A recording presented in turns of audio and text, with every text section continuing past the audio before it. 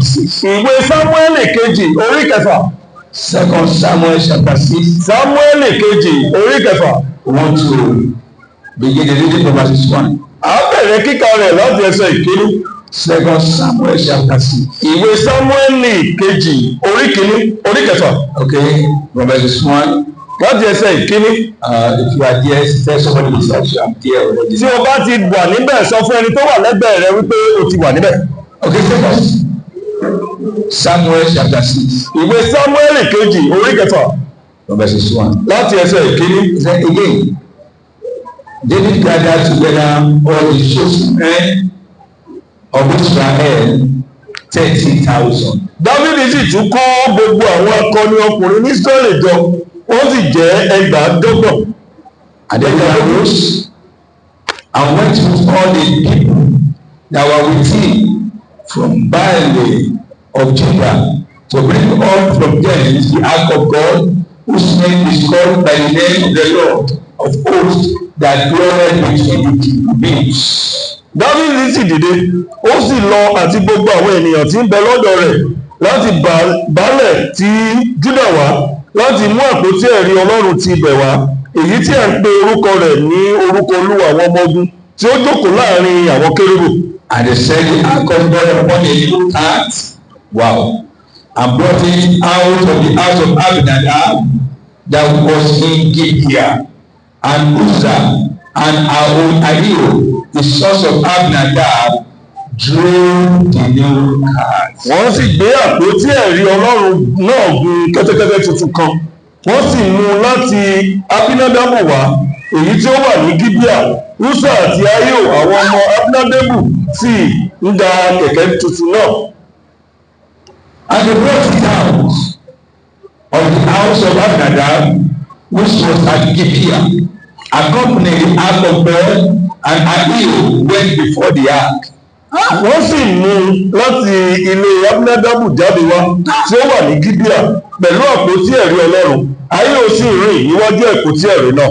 And David and all the house of Israel played before the Lord on all manner of instruments made of wood, even of harps, and on psalteries, and on timbrels, and on cornets, and on cymbals.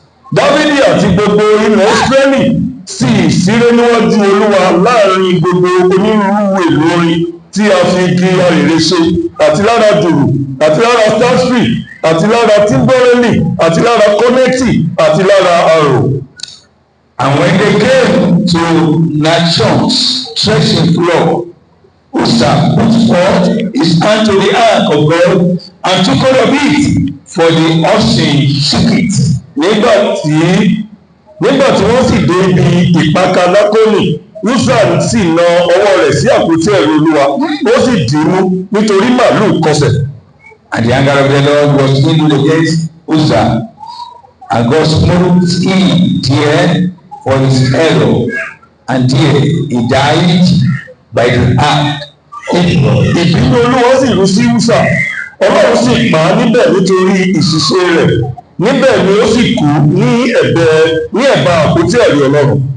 And then was displeased because the Lord had made a bridge of Uzzah, and he called the name of the place Peruzah, Susa, to this day. Inú Dávidi sì bàjẹ́ nítorí Olúwa ké Uzzah kúrò, ó sì pe orúkọ bẹ̀ ní Pérésì Uzzah títí ó fi di òní yìí. I will title the message Uzzah and the Ark of God. Wọ́n pe àkòrí ìwàásù òní ní Uzzah àti àpótí ẹ̀rí Ọlọ́run. And I will want to please appeal to every member to please calmly sit down. Wọ́n sì bẹ̀ gbogbo ẹ̀yin ọmọ Ọlọ́run láti farabalẹ̀ kí ẹ gbọ́ ọ̀rọ̀ náà. Within the next 15 minutes, I will be rounding up the message. Ní bí ìṣẹ́jú 15 á mú ìwàásù náà wá sí òpin. But I want us to leave here early today, as said earlier. Mo fẹ́ kí a tètè lọlé bí mo ti sọ tẹ́lẹ̀ rèé. Uzzah and the Ark of God. Uzzah àti àpótí ẹ̀rí Olúwa. Now, prior to the writings we are reading here, Kó tó di ìgbà tí a kọ ọ̀rọ̀ tí a kà jáde yìí, The Ark of God was captured by the Philistines. Àwọn Fílístì ti já àpótí ẹ̀rí náà gbà sọ́dọ̀ wọn. And when the Ark of God was captured, nígbà tí wọ́n gba àpótí ẹ̀rí náà sọ́dọ̀ wọn, it was taken to the house of their Dagon. That is their God. Thank you very much. wọ́n wá gbé àpótí ẹ̀rí náà lọ sílé òrìṣà wọn. An event occurred that Dagon fell down the first day that the egg was brought in there. They thought it was an error. They took him back again and sat it on his stand. Wọ́n wá rí pé ibi tí wọ́n gbé àpótí ẹ̀rí náà sí, wọ́n rí pé òrìṣà wọn wó lulẹ̀, wọ́n rò pé àṣìṣe ni. Ní ọjọ́ kejì wọ́n tún gbé àpótí ẹ̀rí náà wá. And so after standing it, nígbà tí wọ́n gbé òrìṣà wọn náà dìde, next night again, ní òru ọjọ́ kejì bákan náà, ó tún ṣubú lulẹ̀. His arms was disintegrated, ọwọ́ rẹ̀ fàyọ, and his head was disintegrated. orí rẹ̀ àti ẹsẹ̀ rẹ̀ tilẹ̀ sọnù. Then they realized that was not an error. Ó wáyé wọn wípé èyí kì í ṣe àṣìṣe. They realized it was as a reason of the ark that was brought in. Wọ́n rí pé ohun tí ó fà náà ni àpótí ẹ̀rí tí wọ́n gbé wọlé òrìṣà wọn náà wá. Make the move, taking it out. Wọ́n wá gbé ìgbésẹ̀ láti gbé jáde. From the guards to Gaza, wherever. I don't want to take time. Mi ò fẹ́ gbọ̀ wá lákòókò. When that was on, nígbà tí wọ́n ń ṣe èyí lọ́wọ́, anywhere they placed the ark, ibikíbi tí wọ́n bá gbé àpótí ẹ̀rí náà, trouble emanated. ìbànújẹ́ àti ìṣòro yóò ṣẹlẹ̀. And so they consulted. Wọ́n wá ṣe ìwádìí. And they decided to send the ark back. Wọ́n wá pinnu láti gbé àpótí ẹ̀rí náà padà lọ sí Ísírẹ́lì. But they need a proof. Ṣùgbọ́n wọ́n nílò àmì. Okay, we want to know if it is truly the ark or if what is happening to us. Ọmọ yìí kọ́. Mo rò pé olùtọ́ bọ́ọ̀tà ni èmi ọmọ kan tó kọ́. Ọ̀kadì ló fi wà nǹkan máa gbọ́ mu. They want to know if it is still an error or if the ark is responsible for all their passing through. Wọ́n fẹ́ mọ̀, wọ́n fẹ́ rí àmì bóyá àṣìṣe ni àbí àpótí ẹ̀rí náà ló mọ̀ ń dá rògbòdìyàn sílẹ̀ láàrin wọn. And so through their consultation, nígbà tí wọ́n wá bẹ̀rẹ̀ sí ní ṣe ìwádìí they yìí, decided to make a cart. wọ́n wá ṣe láti gbé ọkọ̀. Okay, you know, bí ọmọlanke like a wheelbarrow tó máa ní ẹsẹ̀ kan tó. that will have legs. They tie it to an animal drug it now. Wọ́n wá so mọ́ ẹranko tí yóò máa fà á. And so they decide pé even the animal that will throw it to be an animal that has just gave birth. Wọ́n wá ṣe ìpinnu pé ẹranko tí yóò fà náà jẹ́ ẹranko tí ó ṣẹ̀ṣẹ̀ bímọ. So that the animal will be listening to the breathing of his kids. Pé ẹranko náà yóò máa fetí sílẹ̀, yóò máa gbọ́ bí àwọn ọmọ rẹ̀ ti ń mí. Bó ṣe ń pariwo. That are making noise. So and if he can still go without turning back pé kí lè bọ́ mọ̀ mi a jẹ́ pé Ọlọ́run ni, but tó bá tún padà pé kí lè bọ́ mọ̀ mi jọ a jẹ́ pé Ọlọ́run. If the animal continue to be moving without looking back to see the children, that means it's God. But if you turn back, that means it's not. And the animal was moving. He was listening to the voice of the kids. He didn't look back. He was moving in all the cities he was passing through. He didn't even look back. Ní ààlà Israeli àti Philistine. And when he got to the boundary between Israel and Philistine, ó fi ọrùn kọ́ igi. He was hung to the tree. Kí nìdí? What is the meaning? Májẹ̀mú ilẹ̀ Israeli a kì í ru àpótí ẹ̀rí sórí ẹranko ọbẹ̀ owó àwọn Léfì ní gbé. The covenant of Israelite, they don't use animal to carry the ark of God. It's the Levites that carry the ark. And so ó dúró sílẹ̀. He was stood on the position. Ní ẹ̀gbẹ́ ibẹ̀ wòlíì kan wà ń bẹ Abinadabu. There is a prophet called Abinadab very living close to that place. They called him. Ó gbé àpótí ẹ̀rí wọ ilé rẹ̀. He carried the ark of God into his house. Láti ìgbà wòlíì Eli. It is the time of prophet Eli. Láti gba àpótí ẹ̀rí. That is snatched Ark of God. Ẹ̀yìn yẹn ni wòlíì Samuel wá. After that time we have prophet Samuel. Ẹ̀yìn yẹn ni Sọ́ọ̀lù jọba. After that time Saul reigned. Ẹ̀yìn yẹn ni Dáfídì jọba. After that time David reigned. When David was reigning, ọkàn rẹ̀ balẹ̀. that he has a comfort. Ó rò wípé. He thought in his mind. Mo máa ti ń gbé àgbo. I'll be staying in the palace. Àpótí ẹ̀rí lọ́nà wà nínú aginjù. And the Ark of God is in the wilderness. Let me go and carry people of God. Ṣé tó ṣe yẹn dáa? Is that what it is good enough? Ẹ dá mi náà.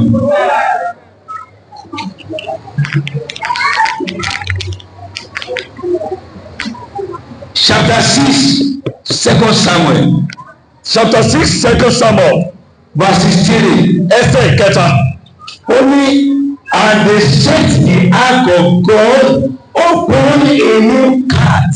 Ó ní wọ́n sì gbé àpótí ẹ̀rí Ọlọ́run náà gun kẹ́tẹ́kẹ́tẹ́ tuntun. But is that the instruction of God? Ṣé èyí jẹ́ àṣẹ ti Ọlọ́run? Is that how the covenant of God dictated that the ark should be carried? Ṣé bí májẹ̀mú Ọlọ́run ṣe kọ àkọsílẹ̀ rẹ̀ bí pé wọ́n máa ṣe gbé kẹ́tẹ́ àpótí ẹ̀rí nìyí? Exodus. Ìwé Exodus. Exodus chapter 25. Exodus orí karùndínlọ́gbọ̀n. Exodus 25. Exodus orí karùndínlọ́gbọ̀n. I'm going to explain it to us. Wọ́n yànnà náà rẹ̀ fún wa. Briefly. Ní kọ́mọkọ́mọ. Exodus 25. Exodus orí karùndínlọ́gbọ̀n. Verses 12 to 15. Ẹsẹ̀ ìkejìlá sí márùndínlógún. And thou, are we there? Ṣé a ti wà nílẹ̀? Exodus 25, 12. And thou, that is, and you shall cast 4 rings of gold for it, and put them in the 4 corners thereof, and 2 rings shall be in the one side of it, and 2 rings in the other side of it. Ìwọ ó sì ṣe òrùka wúrà mẹ́rin, ìwọ ó sì fi wọ́n sí igun mẹ́rin rẹ̀, òrùka méjì yóò sì mẹ́rin rẹ̀, òrùka méjì yóò sì wà ní apá kìíní rẹ̀, òrùka méjì yóò sì wà ní apá kejì rẹ̀. Verse 14. And thou shalt make staves of shittim wood, and overlay them with gold. Ìwọ ó sì ṣe ọ̀pá ṣítìmù, kí ìwọ kí ó sì fi wúrà bò wọ́n. And thou shalt put the staves into the rings by the side of the ark, that the ark may be borne with them. Ìwọ sì fi ọ̀pá wọn nì bo inú òrùka wọn nì ní ìhà àpótí náà, kí a lè máa fi wọ́n gbé àpótí náà. The staves shall be the rings of the ark, they shall not be taken from it. Ọ̀pá wọn nì yóò sì máa wà nínú òrùka àpótí náà, a kì yóò sì yọ wọ́n kúrò nínú rẹ̀. Listen to Ẹ jọ̀ọ́ ẹ wòkè. how did God send to carry the ark? Bí Ọlọ́run ṣe pa láṣẹ kí wọ́n máa gbé àpótí ẹ̀rí. When they were making the ark of covenant, Nígbà tí wọ́n fẹ́ máa ṣe àpótí ẹ̀rí Olúwa yìí. the ark originally is in 4 shape like this. Àpótí ẹ̀rí náà wà ní igun mẹ́rin bíi tábìlì. It's a box. Ṣùgbọ́n ó jẹ́ ohun tí a lè gbé nǹkan sí. Box. Ó jẹ́ Now, on the side of the box, ní ẹ̀gbẹ́ àpótí God náà. says they should make a hole here, another hole the other side here, one hole here, another hole on the other side here. Ọlọ́run pálọ́jẹ fún wọn láti lu ihò mẹ́rin sí igun mẹ́rin àpótí náà. And that rings should be casted onto the east of the hole. Pé kí wọ́n sì fi òrùka sí gbogbo ihò tí a lu sára àpótí náà. And that they should make a hole, that is safe, a hole, bí ní àga tí a máa ṣẹlẹ̀ yẹn, hole bí ní àpípìrì, ṣùgbọ́n yìí kì í ṣe tí gbogbo àyíkò fi ṣe. And they make a shittim rod to attach to the box. Kọ́ wọ́n fi wúrà bò rárá. And they now use gold to cover. Now, igi méjì yìí á wà. These 2 woods will be.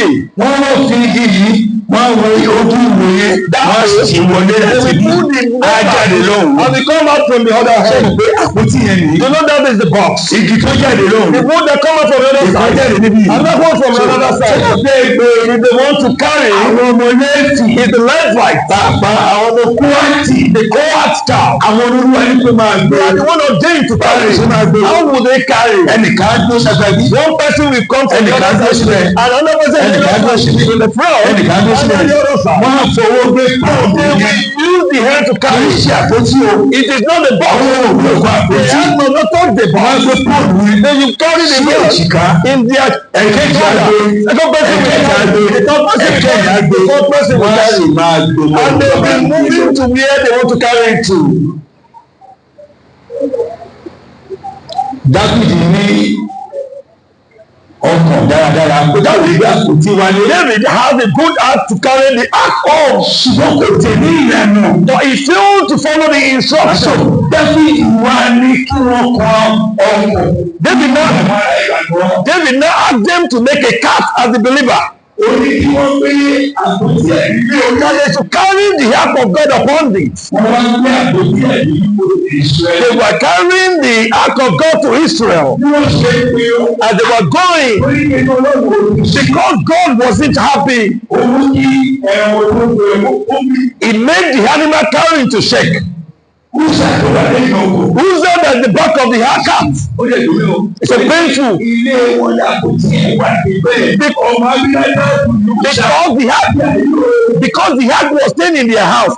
Uzzah and Ahiyo, they are children of Abinadab. The father of the ark want to fall down. He ran to him not to fall. His hand touched the ark of God. Who killed Uzzah? Who killed Uzzah?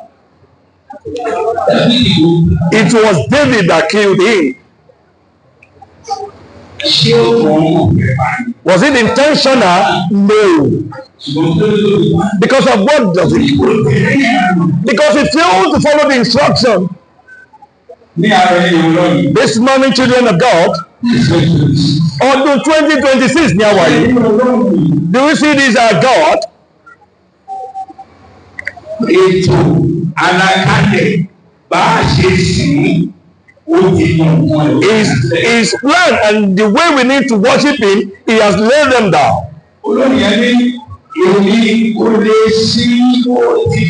That I cannot serve him as required. Don't say it this year.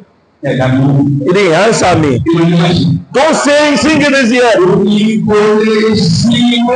I cannot serve him as required. You need to look for a way that makes it possible for you to worship him as required. Because outside they like kola nut. They like kola nut. They will not eat kola nut with the shaft or the pod. We have lots of problems because when problem arises to us, what comes to us?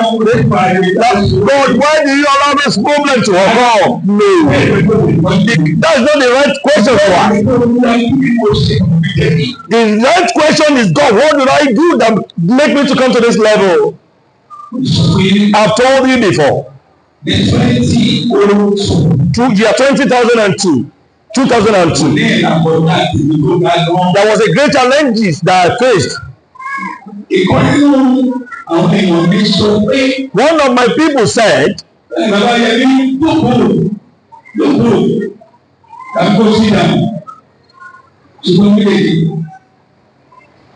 one of my people said, we told him, he put himself into the problem.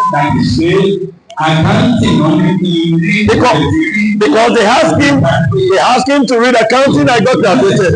He was expected to start working with them. And they know there was an opportunity to travel about to Germany for free scholarship.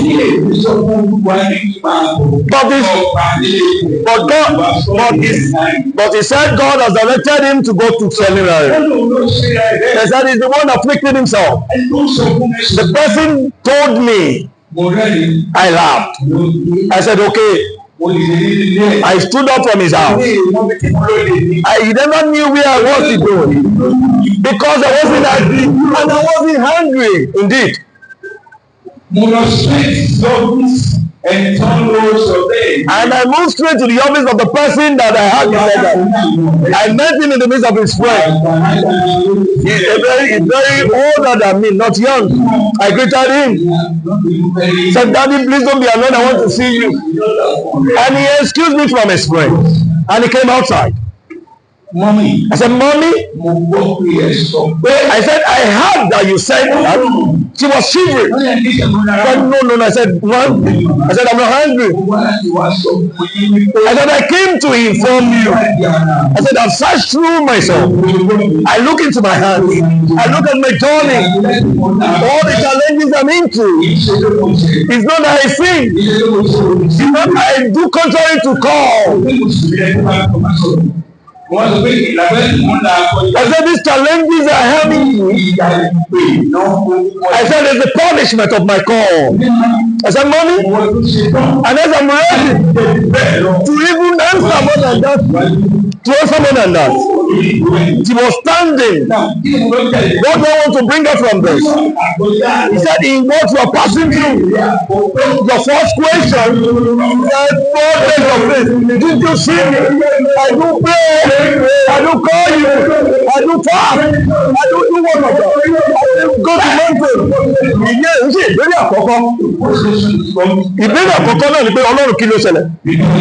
Tí ara mi hàn mí. Ṣé ọ̀nà kan wà tí mo ti ṣe àṣìṣe?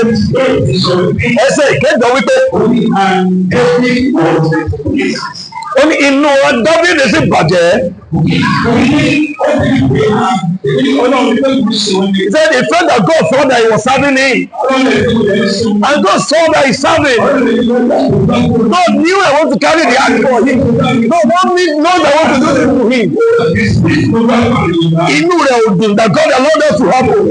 But he never looked back. And he found out that he is the one that made contrary. He's the one that changed the covenant. He's the one that spoiled the covenant of God. You that you're this one day.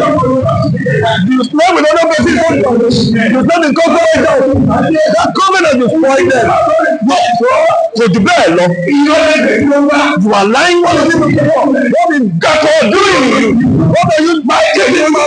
The covenant of this mountain did not allow that.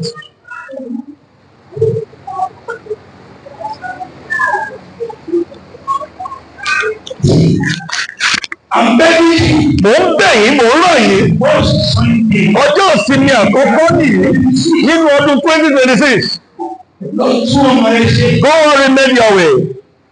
Go and clear your way. You cannot serve God the way you want. They ask you to stand.